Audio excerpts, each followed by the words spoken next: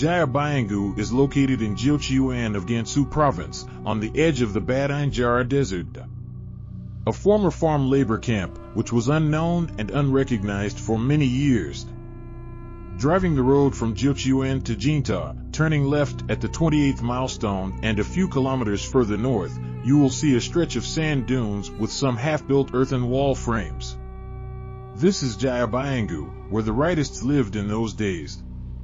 More than 60 years ago, a human tragedy happened here. This place is destined not to be forgotten by history, nor by the world. After the anti-rightist movement in 1957, re-education through labor prisoners were transferred to other places from cities. And Jiabiangou Farm became a re-education through labor farm. It specialized in housing rightists. These rightists came from Gansu Province's organizations, enterprises, and schools. They were the extreme rightists uncovered during the anti-rightist movement, who came from capitalist class families or rightists who had made other mistakes. For example, among the working class, bad guys were the ones convicted for their rightist statements. In 1957, over 12,000 rightists were uncovered in Gansu Province.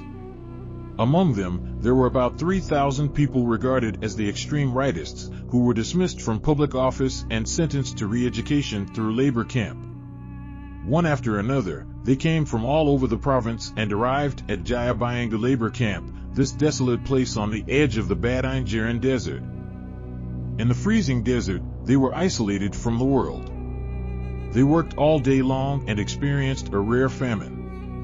During the 3 years, thousands of rightists starved to death. This is a horrifying and heartbreaking history. Under the evil rule of the Chinese Communist Party, this history is just like a discarded corpse in the desert. If the word cannibalism written by Mr. Lu Sun in Diary of a Madman is thought-provoking, then the word cannibalism in Jiabiangou is truly shocking. Since 1959, a famine caused by the CCP's evil and lies in China. Food rations were drastically reduced. Agriculture in Jiabiangou camp area was limited to small patches of grassland in an oasis surrounded by salt marshes and desert. Yet, no external food supplies were offered to these rightists. In order to survive, those once decent and educated people ate leaves, tree barks, rats, worms, other people's vomit and excrement. The living ate the dead. After 3 years, only 300 out of 3,000 survived. The word hunger is so deep and real in Jiabiangou. There was a kind of flour soup made from the seeds of yellow thatched grass. It was like guaning soil, no nutrition and no calories, but can kill hunger. You must not drink this soup hot. You must wait until it cooled down and cut it into small pieces. There was a medical professor named Wende, because he was so hungry and drank half of the bowl hot. As a result, all the firewood and weeds in his stomach were bonded together by the hot soup powder, forming a big hard lump in the anus. It was impossible to poop and cannot even pull it out even with special tools. In the end, his stomach got bigger and bigger. After 5 or 6 days, he was bloated to death. Many people did not squat down to poop in Jiabiangou. Instead, they stood, lean against the wall, and let the excrement flow down their trousers. The reason is simple. Because they were starving and had no strength. They were afraid that if they squatted, they wouldn't be able to stand up again. One day in the winter of 1960, an engineer from the Department of Agriculture and Forestry named Fu Zhuigong sneaked into the pigsty. He wanted to get some pig food, but collapsed next to the pigsty. The snow was heavy that day and covered his body. No one found him for days. People said he had run away. Until the following spring, the snow melted and his body was exposed, so the rumor of his escape was dispelled.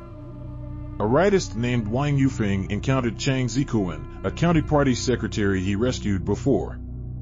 Wang was then rescued from the camp by Chang. He was given the best house with 3 meals a day. But 3 days later, he died anyway. His stomach was full of undigested beef and chicken that broke his intestines. In the end, it was a blessing and a curse. Starvation has left a trail of corpses in Jiabiangou.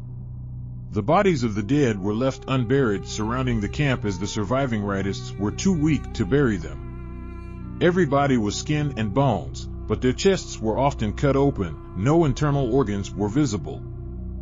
On the evening of December 31, 1960, the Provincial Party Committee's working group that came to Jiabiangou made a decision. Starting tomorrow, all rightists would be repatriated in batches. In October 1961, the infamous Jiabiangou farm was cancelled.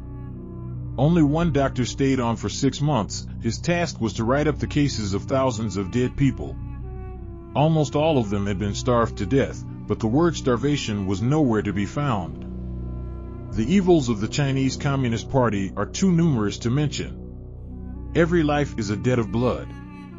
Until today, the Chinese Communist Party is still carrying on this nightmare, and bringing this nightmare to the world in a more radical and brutal way. The extermination of the Communist Party is a necessity for peace. The extermination of the Communist Party is a necessity for justice.